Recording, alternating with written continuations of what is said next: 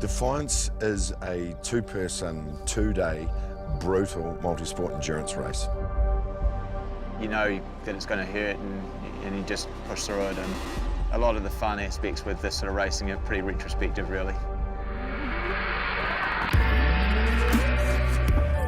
Bull Defiance is a pretty unique event. Racing as two-person teams and racing for 2 days staged is something that you don't find too often in the adventure world, but it's also an incredibly challenging and tough environment, so it makes for a really fun, exciting style of racing. Quite a unique start, sitting on a barge that's usually used for carting livestock. Yeah, different kind of livestock to us. We've come from Perth in Western Australia, so we're used to flat terrain and very hot weather. It's going to be a shock to the system, we think. After a relatively brisk trip over on the barge, we're about to start Defiance 2017. 3, 2, 1. We're incredibly lucky here to be able to race across 9 different high country stations, normally shut off to public access. Stage number 1, 48-kilometre mountain bike ride. The first hour of this is kind of a steady climb, and then you start dropping in and out of the different riverbeds. It's just like the Bahamas. So they've got a 4K vertical climb. It's a marked track, but it's pretty fair on the way out there. Oh, it's amazing. It's on fire. I didn't know what he had for breakfast today. Then they do a 70-metre abseil, then a 3K back where they'll go into Lake Matuki for the kayak home. Yeah, I'm quite enjoying it. Sea is on fire, so it's great. Push your crossing. 11.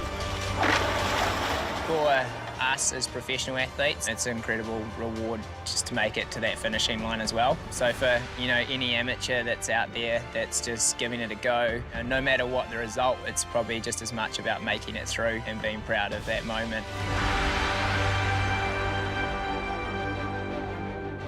We're 1,000 feet above sea level in Wanaka. We're basically at the mercy of the mountainous weather that we have here. The athletes could be running and biking through snow, and on the lake, water coming off the paddles is going to be like needles in your face. When you get to like racing conditions like this, the most important thing is to think about looking after yourself, and then you sort of focus on racing after that. If you get cold, then there's not much point being out there because you're going to be going slow anyway. 3, 2, 1.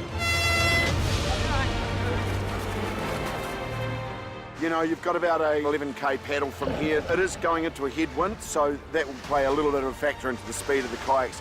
Once they hit the river, which is about 3 Ks from here, that river's one of the fastest flowing rivers in the world. It travels at around about 12 knots. It could even be going quicker today with the level of rain we've had over the last 24 hours.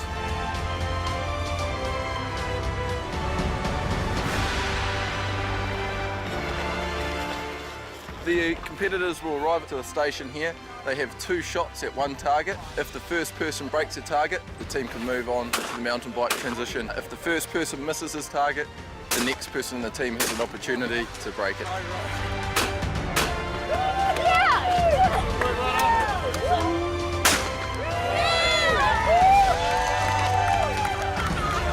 It's going to be wet, it's going to be hard, but completion's what it's all about.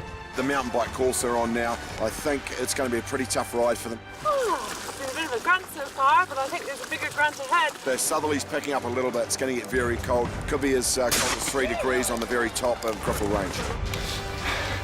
Loving this. Right in the black box. Skyline Run, talking to any of the competitors in the last couple of years, have said that no one can prepare for it.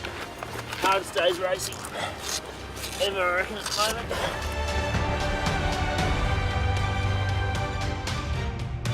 It was a whole different experience, eh? Like we go out there, we race, and we expect to race in beautiful sunny conditions, and you get thrown this kind of day, and then we hit that run, and it was just a matter of survival getting through that. It was intense. I came a long way to this race, and I knew I wasn't coming here for a cakewalk. I was coming here for a big challenge, and it delivered. I mean, it was epic out there.